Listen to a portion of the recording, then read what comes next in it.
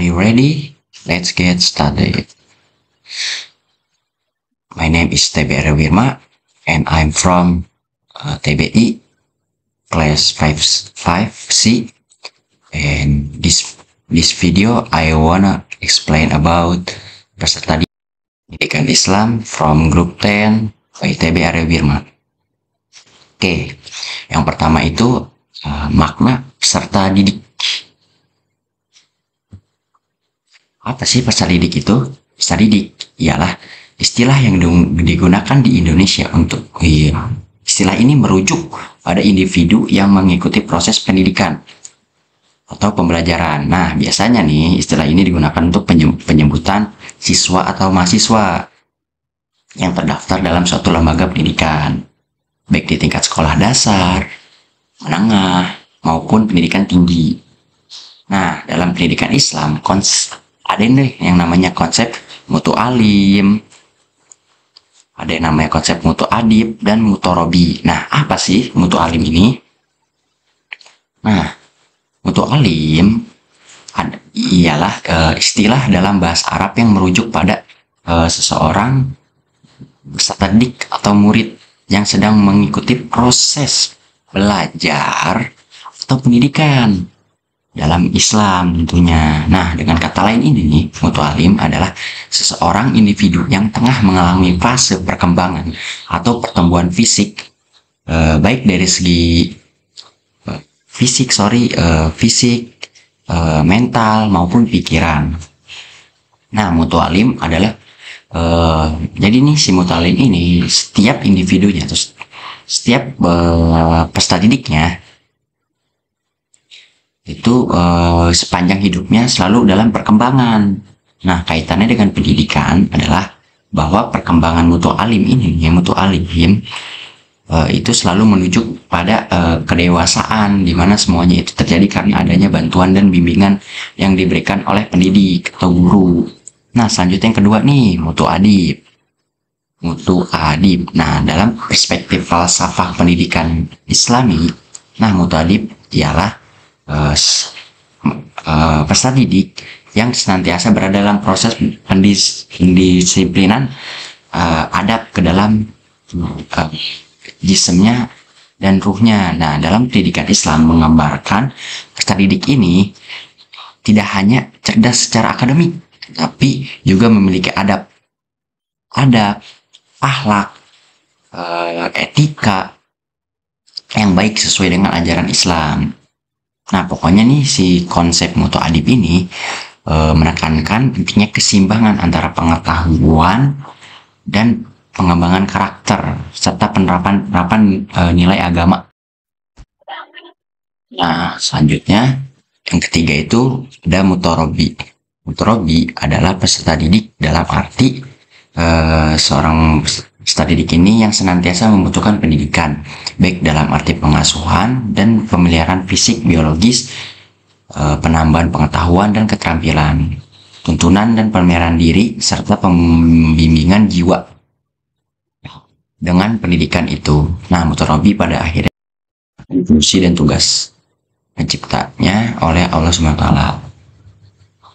Selanjutnya itu yang keempat itu ada tugas dan kewajiban peserta didik.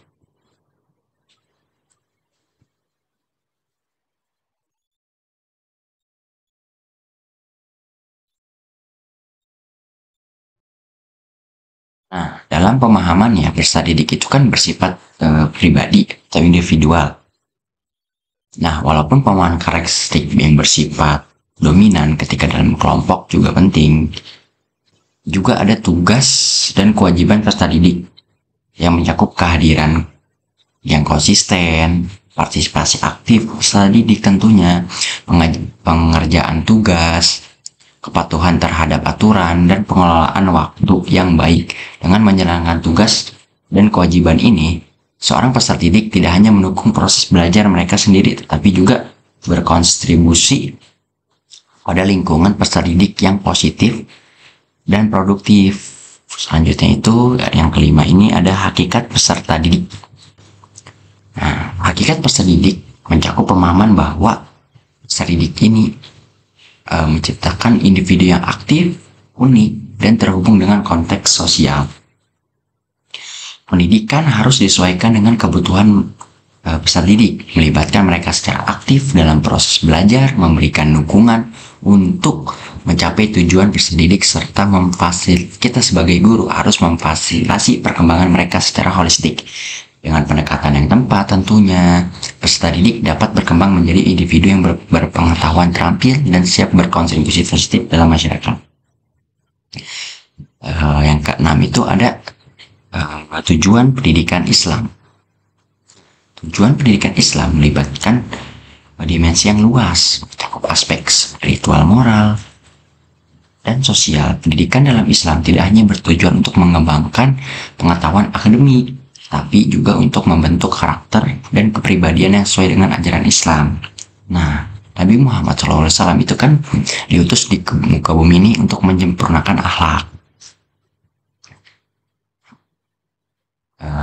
Dalam tujuan pendidikan Islam, saya akan menjelaskan beberapa tujuan utama. Yang pertama itu pembentukan akhlak dan karakter. Dalam pendidikan Islam, tentunya bertujuan membentuk akhlak dan karakter yang baik, seperti kejujuran, sabaran, dan kerendahan hati. Dan Nabi Muhammad SAW juga telah mencontohkannya.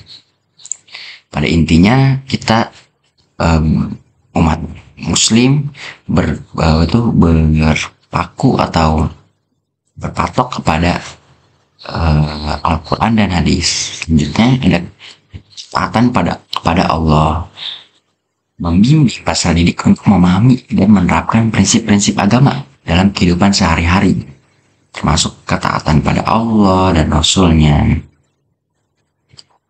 Yang kedua itu ada pendidikan untuk kesadaran global, yang dimana perspektif global mengajarkan peserta didik untuk memiliki wawasan global yang memahami hubungan antara nilai-nilai Islam dengan keberagaman budaya dan agama di seluruh dunia.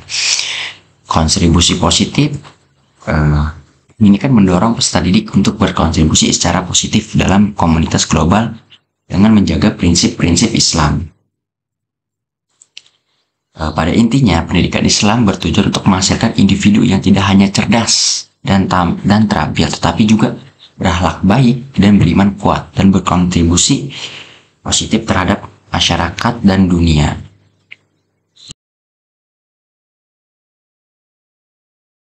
Oke, selanjutnya ada metodologi pengajaran. Nah, di sini kan ada 3 nih. Yang pertama itu ada pendekatan interaktif, yang dimana metode ini melibatkan peserta didik secara aktif seperti diskusi, tanya jawab, dan simulasi. Selanjutnya, yang kedua itu ada penerapan kontekstual, yaitu mengaitkan materi dengan situasi dan kondisi kehidupan sehari-hari peserta didik. Yang ketiga itu ada penggunaan media, yang dimana memanfaatkan berbagai alat bantu seperti video, buku, aplikasi pendidikan banyak seperti YouTube, atau Google, atau AI zaman sekarang, dan bahan ajar digital. Nah, metodologi pengajaran dalam konteks pendidikan Islam merujuk pada pendekatan strategi dan teknik yang digunakan untuk mengajarkan ajaran Islam pada peserta didik.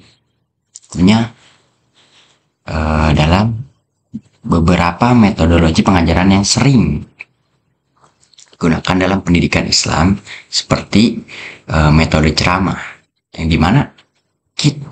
dimana guru menyampaikan materi secara lisan kepada peserta didik. Ini adalah metode yang umum digunakan dalam pengajaran akidah, fikih, dan tafsir.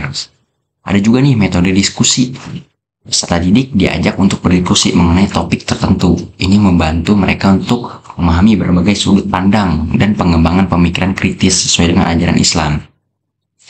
Ada metode tanya jawab dalam Islam, atau disebut dengan hiyar, yang dimana guru mengajukan pertanyaan kepada peserta didik untuk merangsang pemikiran, tentunya memikirkan peserta didik agar lebih aktif atau kritis.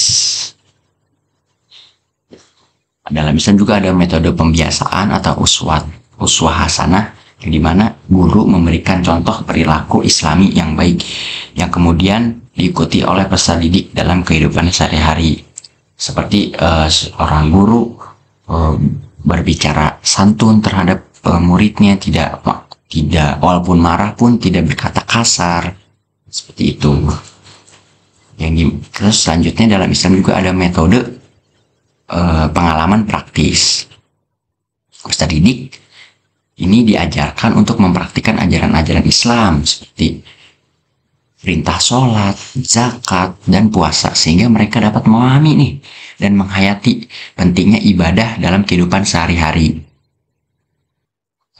Dalam pendidikan Islam, peserta didik tidak hanya diharapkan untuk memahami ajaran agama secara kognitif, tapi juga untuk mengamalkan dan meresapi nilai-nilai Islam dalam kehidupan sehari-hari.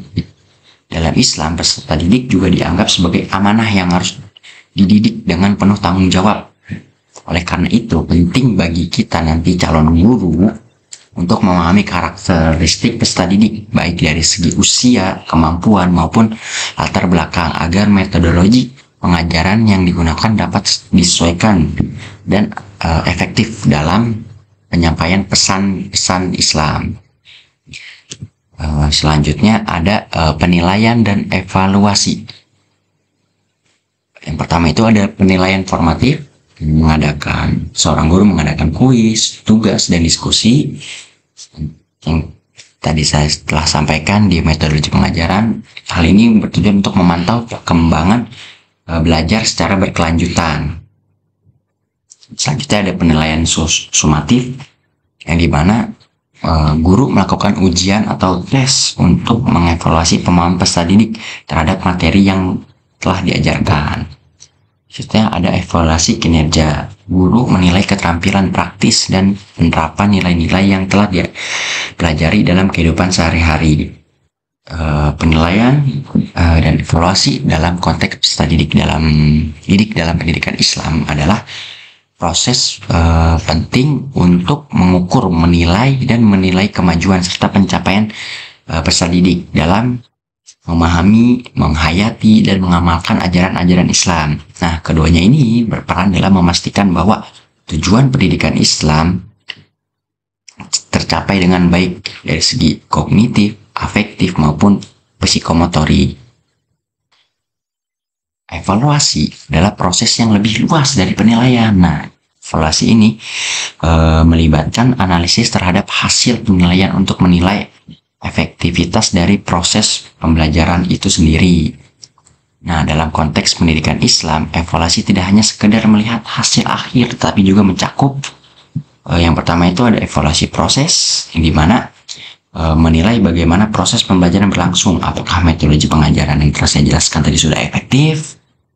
Seperti tadi ada metodologi diskusi, tanya jawab, apakah itu sudah efektif dalam proses belajar. Sudah ada evaluasi hasil, di mana guru ini menilai hasil dari proses pembelajaran, seperti meningkatkan pemahaman peserta didik terhadap ajaran Islam, perubahan dalam sikap dan perilaku, serta kemampuan dalam mengamalkan ajaran Islam. Itu ada evaluasi terhadap program atau kurikulum. Nah, menilai apakah kurikulum atau program pembelajaran yang diterapkan sudah sesuai dengan tujuan pendidikan Islam, dan apakah perlu atau revisi perbaikan. Pokoknya deh, dalam evaluasi pendidikan Islam juga seringkali mencakup dimensi spiritual, yaitu sejauh mana peserta didik telah berkembang dalam hal iman, takwa, dan akhlak yang baik. Selanjutnya ada nih pengembangan diri dan pembinaan karakter. Nah, pengembangan diri dan pembinaan karakter dalam konteks pendidikan Islam adalah dua konsep yang saling berkaitan, yang bertujuan untuk membentuk individu yang tidak hanya cerdas secara intelektual, tapi juga memiliki akhlak mulia dan karakter yang baik sesuai dengan ajaran Islam tentunya. Nah, di PPT ini seperti kegiatan ekstrakurikuler, yaitu menyediakan kegiatan seperti pengajian, kajian keislaman, dan program sosial untuk memperdalam pengetahuan, memperkuat iman. Kedua itu ada mentoring dan pembinaan, di mana guru menyediakan bimbingan dari untuk pengembangan pribadi spiritual. Tadi di pembinaan karakter adalah proses penanaman dan penguatan nilai-nilai moral dan etika yang sesuai dengan ajaran Islam. Tentunya tujuannya adalah membentuk peserta didik menjadi individu yang memiliki akhlak karimah, akhlakul karimah, itu akhlak yang mulia. Pembinaan karakter dalam pendidikan Islam seperti melibatkan internalisasi nilai Islam, keteladanan nabi-nabi terdahulu, menggunakan teladan dari Nabi Muhammad SAW dan tokoh-tokoh Islam lainnya, penguatan akhlak seperti melalui kegiatan sehari-hari, baik di dalam maupun di luar kelas. Nah, peserta didik diajarkan untuk menerapkan akhlak mulia dalam semua aspek kehidupan mereka. Pokoknya nih, dalam pendidikan Islam, pengembangan diri dan pembinaan karakter pokoknya merupakan dua sisi dari mata uang yang sama. Hanya bertujuan untuk membentuk individu yang tidak hanya memiliki pengetahuan dan keterampilan, nah tetapi juga memiliki karakter yang baik dan bertakwa kepada Allah Subhanahu wa Ta'ala.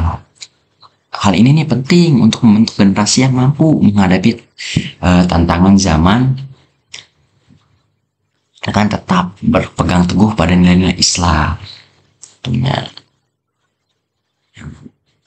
Yang selanjutnya itu ada pengembangan profesional guru. Yang pertama itu ada meningkatkan kompetensi keilmuan dan pedagogis. Kedua ada penguatan akhlak dan karakter guru. Ketiga itu ada pengembangan kompetensi sosial dan emosional. Yang ketiga itu ada pengembangan profesional berkelanjutan. Pokoknya aspek-aspek hal yang berkaitan dengan profesional guru seperti meningkatkan kompetensi keilmuan dan pedagogis kan ya. Nah, yang pertama itu ada keilmuan Islam. Guru perlu nih terus memperdalam pemahaman mereka tentang ilmu-ilmu keislaman, termasuk tafsir, hadis, fikih, dan sejarah Islam agar dapat menyampaikan ajaran Islam dengan benar dan relevan kepada peserta didik.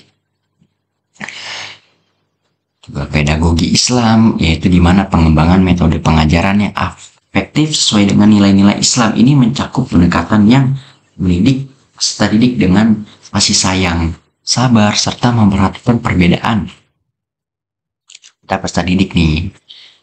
Selanjutnya juga dalam pengembangan profesional guru juga guru ini harus penguasaan teknologinya harus lebih hebat dari guru, karena guru itu perlu pengembangan keterampilan dalam menggunakan teknologi pendidikan untuk mendukung proses pembelajaran yang inovatif dan menarik. Kan zaman sekarang tentunya teknologi semakin berkembang, nah guru tidak boleh ketinggalan zaman lah. Jangan sampai muridnya itu lebih cerdas dari guru sih dalam hal teknologi. Juga guru harus penguatan akhlak dan karakter guru, yang dimana guru harus menjadi teladan yang baik bagi peserta didik, menunjukkan akhlak mulia seperti jujur kepada murid-muridnya, amanah jika diberi waktu ngajar, itu ya dari 1 jam ngajar ya benar-benar 1 jam dia dipakai untuk belajar, tidak lebih, sabar dan adil tentunya terhadap muridnya. Tentunya sebagai guru juga memiliki etos kerja Islami. Guru perlu mengembangkan etos kerja yang dilandasi oleh niat yang ikhlas untuk mendidik disiplin dalam melaksanakan tugas dan berusaha untuk selalu memberikan yang terbaik bagi peserta didik. Nah, pokoknya nih pengembangan profesional guru itu dalam pendidikan Islam itu bertujuan untuk memastikan bahwa guru tidak hanya kompeten dalam mengajar, tapi juga mampu menjadi teladan yang baik bagi peserta didik, serta mampu mengintegrasikan nilai-nilai Islam dalam setiap aspek pengajaran dan pendidikan. Hal ini nih penting untuk membentuk generasi yang tidak hanya berpengetahuan, tapi juga berkarakter Islami sesuai dengan tuntunan agama Islam. Oke, thank you for watching. Terima kasih dari saya. Saya TB Arawirma. Assalamualaikum warahmatullahi wabarakatuh.